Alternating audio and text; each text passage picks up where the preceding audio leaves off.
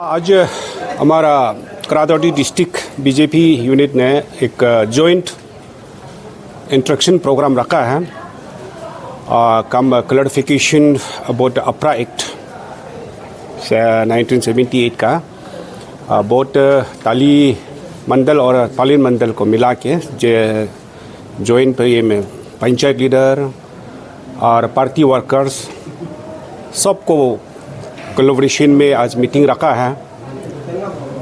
तो उस मीटिंग में हम लोग ने 2-3 प्रोग्राम किया है। एक प्रोग्राम हमारा स्टेट प्रेसिडेंट ने जो अप्रूव किया गया है मंडल कमेटी का, डिस्ट्रिक्ट कमेटी के, उनका अपॉइंटमेंट लेटर डिस्ट्रीब्यूशन हुआ। हमारा बालो राजा साहब ऑनरेबल मिनिस्टर का हाथ से डिस्ट्रीब्यूशन कराया।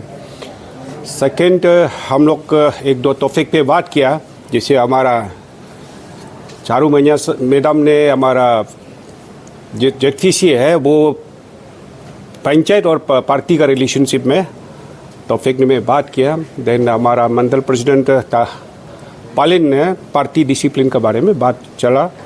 और एज ए रिसोर्स पर्सन राजा साहब हम दोनों अप्रा एक्ट के बारे में, पेमा गवर्नमेंट के बारे में, विजन के बारे में हम सब ने डिस्कशन चर्चा टोटल रखा है। यहाँ बहुत सीनियर मेंबर लोग भी आया हुआ, ex MLA, x panchayat leader सब लोग आया हुआ था। सब ने बात को डिटेल से सुना। तो उस डिटेल में मेरे हम दोनों ने क्लियर कट कर दिया है कि उसमें हमारा किसी का कोई इंटरेस्ट नहीं है, ना किसी का अगेंस्ट है। ये अप्रा एक्ट क्लियर कट मैंने बोल दिया। एक्ट को डिस्ट्रीब्यूट भी कर दिया। 3 पेज एक्ट है, उसको डिस्ट्रीब्यूशन करके चैप्टर वाइज हम लोग ने डिस्कस हुआ है कि चैप्टर वाइज में हुआ कि लास्ट पेज में क्लियर कट लिखा हुआ है कि उस एक्ट में कि रूल बनाना है, उस रूल गवर्नमेंट बनाएगा। तो ये दिया हुआ है। तो उसको सब्सिक्वेंटली गवर्नमेंट जितना भी आके 40 ईयर्स प्लस में रख दिया। उस पीछे में सारा कोर्ट केस जाने का बाद सारा मीडिया आप सब ने कवर कर चुके हैं। सीएम साहब भी स्टेटमेंट दे चुके हैं। पीएल फाइल का बाद हम लोग को रूल बनाना है, 6 मंथ का टाइम दिया गया था। तो उसमें टाइम दिया हुआ था, उसको मिस कम्युनिकेशन हो के मिस इन्फॉर्मेशन की वजह से ये आया है कि असेंबली में ये एक्ट को लाने वाला है, ला के ये पास होने वाला है। उसको बोलते बोलते इशू को, जो इशू नहीं था, इशू बना के हमारा कुछ कम्युनिटी ने, कुछ रिलीजियस ने, अलग अलग ने, कुछ एक को उससे हम ब्लेम नहीं करेंगे, अलग अलग रिलीजियस लोग के, इंडिजिनियस लोग, कोई ये लोग अपना अपना वे में प्रोटेस्ट करना शुरू कर दिया कि लोग को कंफ्यूजन में रख दिया था कि ये क्या हो रहा है।